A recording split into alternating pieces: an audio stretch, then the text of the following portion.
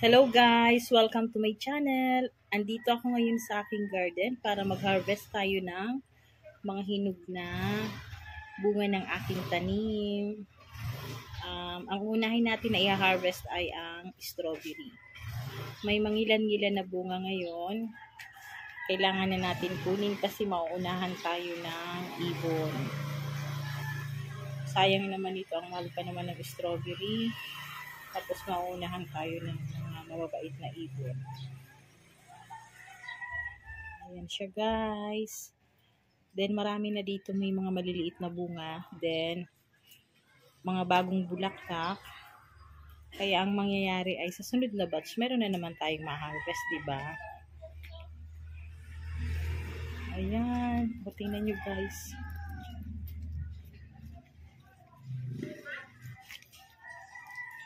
Meron pa palang hinog sa likod. Meron pa pala. Tapos ayan may mga bunga siya.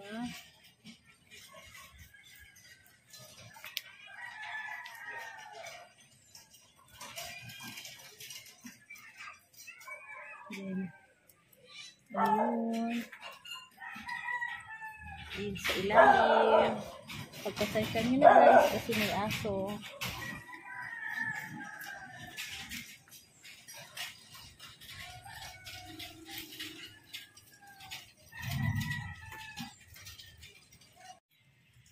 Ayan guys, mag-harvest na tayo ha. Okay, ayan. Mabango na siya. One down. Ilalagay natin dito. Then, ito ay, ang ginagawa nito guys, ginagawa. Kasi sila yung sunod na bunga.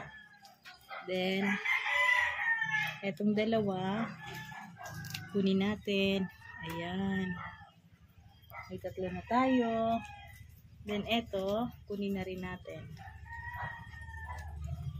Meron na tayong 4. Then, dito sa kabila. Meron tayong ilang piraso makukuha ngayon.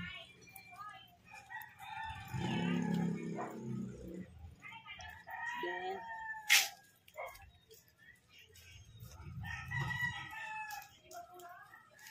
ayan siya guys. Meron tayong nakuhang 6 na strawberry. Then,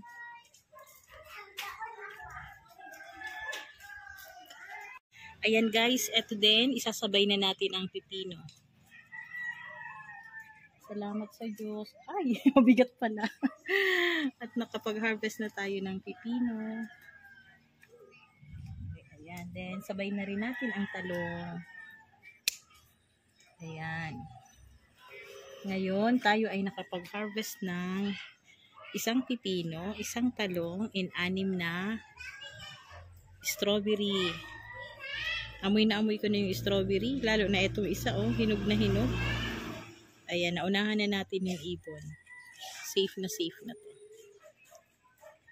Hello guys, panibagong umaga na naman. Andito tayo para makapag-harvest ulit ng mga hinog na strawberry. Kaka-harvest lang nito ng isang araw. Then, after 1 day, eto ulit. May hinog na naman. Then, naka-ready na yung aking lagayan. Okay. Hindi na ako gagamit ng gunting kasi baka mahulog. Mahulog yung bunga. Kurutin ko na lang kasi wala akong tagahawak ng camera.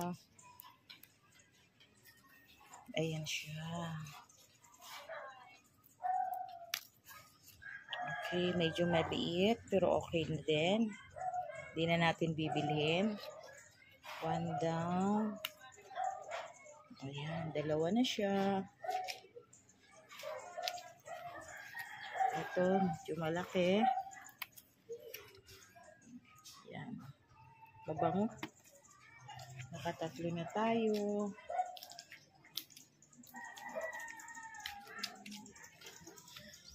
Ito may 2.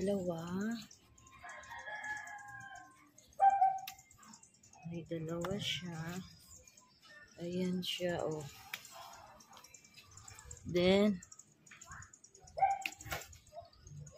ito, naka-4 tayo. Naka-6 na dito. Ito malaki. Then, ayan, oh. Ayan, laki niya. Ayan. Then, ito.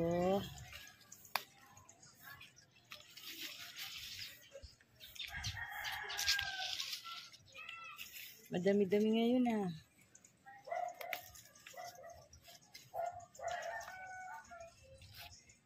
Then, ayan.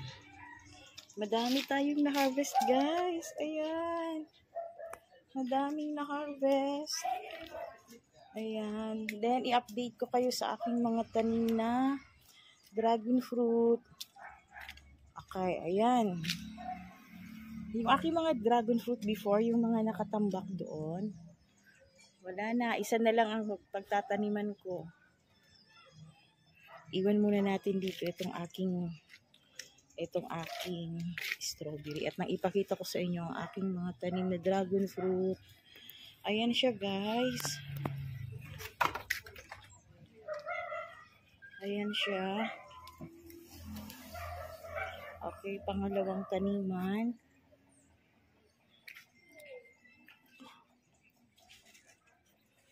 Ayan. Yun mga timba yan na hindi na ginagamit. Din yun ay yung lagayan ng tubig na hindi ko na rin ginagamit. Na nakatambak na lang. Ayun ang ginamit ko. Then eto yung paso na dating, malaking paso na dating ginagamit. Na wala ng laman. Ayan yung aking true lemon, yung passion fruit na violet lavender. Then eto, ayan siya, guys. Ayan.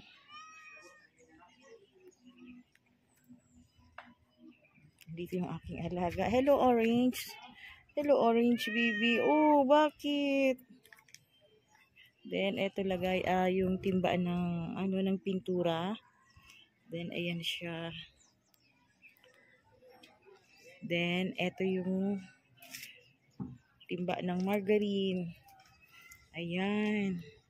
Alam niyo kung bakit, guys, nagtanim ako agad nito? Hinabol ko siya ngayong September kasi once na nagtanim ka ng September to October, by April is possible mamumunga na siya. Basta yung ating cuttings, yung seedlings ay talagang matured na siya. Ayan, yan ang purpose kung bakit itinanim ko na siya. Hindi ko na pinatagal. Kasi yun ang mga dahilan kung bakit nagtanim na tayo. Then, once na nagtanim ka, dapat nakalapat yan ng ganyan. Ayan. Ayan, isusunod mo lang siya. Isusunod mo siya dito.